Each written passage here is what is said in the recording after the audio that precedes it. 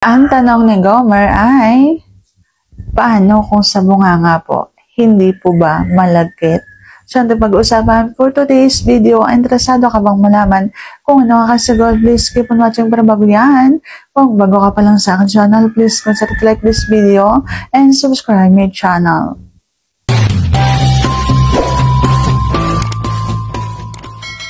So, hindi nga ba malagkit kapag sa bunganga? Ang sagot ko ay kapag malinis ang tea, yan ay hindi malagkit.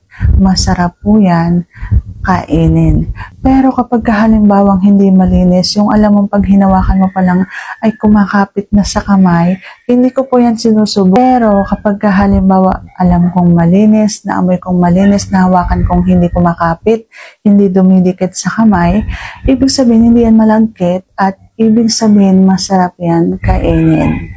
So, sana sagot ko ng tamang tanong. If you like this video, please consider to like this video and subscribe my channel. Thank you for watching. See you on my next vlog.